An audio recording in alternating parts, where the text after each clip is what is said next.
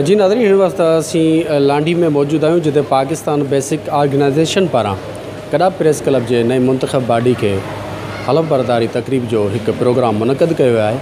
अचो त हिते मौजूद प्रोग्राम में सियासी समाजी साफ़िन का विचार था वठूं तो उनजो छा चवण आहे। बिस्मिल्लाहिर्रहमानिर्रहीम। पाकिस्तान जिंदाबाद बेसिक ऑर्गेनाइजेशन के प्लेटफॉर्म ते अज असांजा गडाप टाउन जो प्रेस क्लब आहे उन्हनि जा नया चूंडियल जेका नुमाइंदा हुआ प्रेसिडेंट जनरल सेक्रेटरी उन्हनि जा जेतिरा भी मेंबर हुआ उन्हनि जे मान में असां जो आहे हिकु तकरीब रखी ऐं हुननि जो अॼु असांखे मान ॾिनो ऐं हिते उन्हनि जी हलफ बरदारी तकरीब बि थी।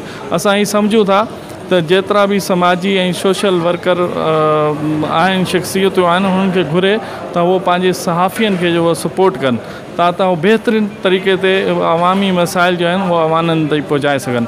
इन्हीं सिलसिले में अॼु ये असां उन्हनि जे मान में ही तकरीब रखी।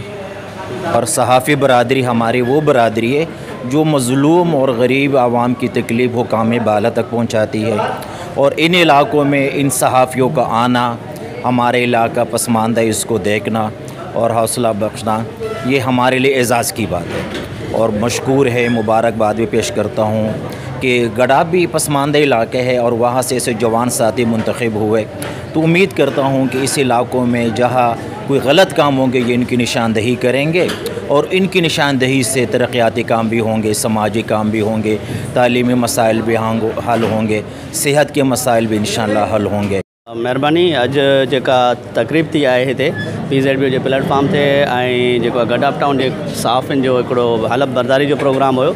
अॼु असां आयासीं इन प्रोग्राम के अटेंड कयोसीं। ॾाढो बहितरीन प्रोग्राम हुयो ऐं असां ख़्वाहिशमंद आहियूं कि जेके हितां जा आहिनि हलफ बरदारी में जेके दोस्त आहिनि उहो पंहिंजो कानून मुताबिक़ ऐं सहाफ़त के सही किरदार में अपनाईंदा ऐं जेके माण्हुनि जा मसला आहिनि हितां जा आवाम जा मसला उहे अवाननि ताईं पहुचाईंदा ऐं सही सहाफ़त कंदा। इहो हिकिड़ो बहितरीन हिकिड़ो पाकिस्तान जो हिकिड़ो सहाफ़त हिकिड़ो हिस्सो आहे ऐं उनखे जेकॾहिं सही तरीक़े सां आवाम जे ख़िदमत में यूटिलाइज़ कजे त हिकिड़ो बहितर थींदो।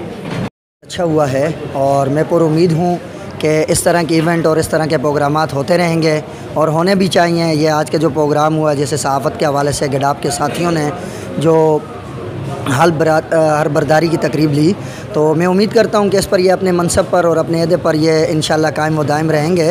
असां सम्झूं था त इन क़िस्म जी तकरीबूं मालीर ज़िले में थियणु घुरिजनि।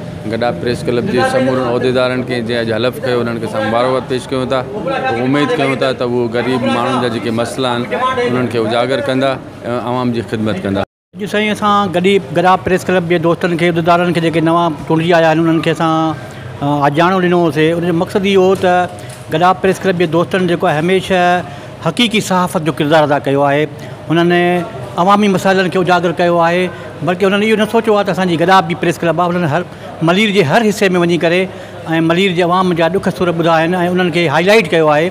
इन करे असां ॾाढा ख़ुशि हुयासीं ऐं इहो असांजो फ़र्ज़ु हो त अहिड़नि सहाफ़ी दोस्तनि खे असां आॼाणो ॾियूं जिन पंहिंजे सहाफ़त जे मैदान में पंहिंजे मलीर जे लाइ ख़िदमत कई हुजे। त मां गडा प्रेस क्लब जे दोस्तनि जो शुक्रगुज़ार आहियां। हिन असांखे इहा इज़त बख़्शी ऐं असांजे हिन प्रोग्राम में आया।